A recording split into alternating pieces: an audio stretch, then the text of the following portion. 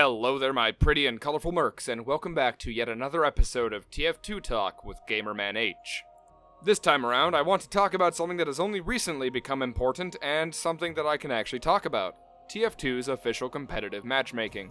You know, the one that requires you to have a beta matchmaking pass? That one. The clickbait of the title there should give you a bit of an idea as to what I actually think of this new game mode, but before we get into all of that, I want to give a brief summary of what it is I'm actually talking about before I get into the opinions. If you already know what I'm talking about, click the annotation on screen to skip to the juicy bits. A little while back, the TF2 devs decided to announce and begin implementation of their long-awaited matchmaking system for the game. This was intended to be something along the lines of what Call of Duty and Counter-Strike have in them. You get matched to players of a similar skill level to you, and by doing well in the game mode, you can level up your rank and get paired with better and better players. A similar system to this was already implemented in TF2 Center and the competitive TF2 scenes, but we'll talk more about those in a bit. They released this mode in a limited fashion. Only to those of us who managed to get our hands on a matchmaking beta pass can actually get into the game, unless they're performing a stress test, which anyone is allowed to join. This is the beginning of the problems the game mode has. They don't just allow anyone, and the beta passes are actually a tad bit harder to get on your hands than you think they should be. More on that in a bit though. Be patient. With this new game mode here and finally open, a lot of players are trying it out and moving over from the TF2 Center and competitive scenes, because it's simply easier to play the mode that is based in the game itself, instead of using a bunch of outside programs and websites in order to do almost the exact same thing. But this flood of people used to non-official means of play are what is starting to degrade the official play, and degrade it fast. The first issue with this game mode is the fact that people suck, both at the game and in attitude. Players coming from unofficial competitive scenes get angry when they see that there are no weapon bans, no classes and formations being imposed on the team, and that the non-competitive maps are being used. I want to break these points down one by one for you all. First, there are no weapon bans or restrictions. Players from TF2 Center or other forms of competitive are used to seeing weapons that get banned or restricted. This is usually due to some form of imbalance, be it perceived or an actual issue with the weapon. For example, the Phlogistinator is a commonly banned weapon even though it's not actually overpowered. For more on my reasoning and opinions, check out the video the annotation here leads you to. When some players from competitive see this, they immediately back out and go, well, if it isn't exactly like how they handle it in the unofficial scene, I'm out of here. While I can understand this to a point, it's really sad how many people dip out or never even give the game mode a full shot because of this change. They just shut down and claim that if weapons that they think are just too powerful are allowed in, then they just won't play, instead of learning how to counter them and bring a new meta to the game. Minor rant incoming. If you want to skip it, click this button. I think players like this are total scum and should really be given a good hard slap to the face. No meta will save you. There shouldn't be a meta for competitive in this game. And if you think there should be just one meta with the occasional change to it as strategies, then you are a big problem with competitive right now.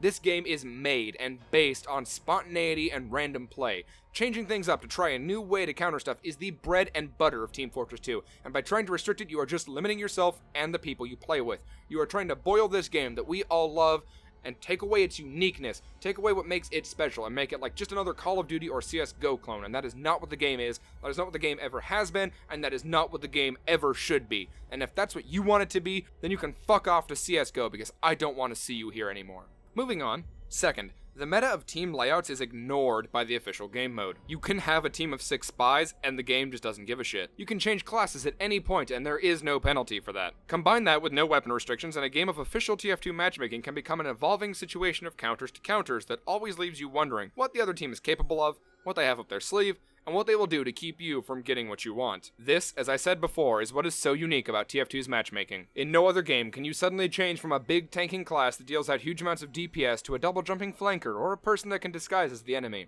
The fact that the official support allows you to change whenever you need to means that no game will ever be predictable. Teams are able to adapt to the situation they're in, and that is brilliant. Third, maps not designed for matchmaking are used in rotation. Players from any form of competitive are well aware that people have taken Valve maps and redesigned them to be better in terms of competitive play, and I have to agree with them. The reworked maps are almost always a better version. However, a good player should be able to play on any map and still be decent, and people who leave because they see a map that they don't like, or a map that they have a specific preference to the competitive version, are a big part of the reason that the game isn't in a good spot right now. But I do hope Valve allows those versions of maps to be introduced to this game mode. It'd be a nice change to have.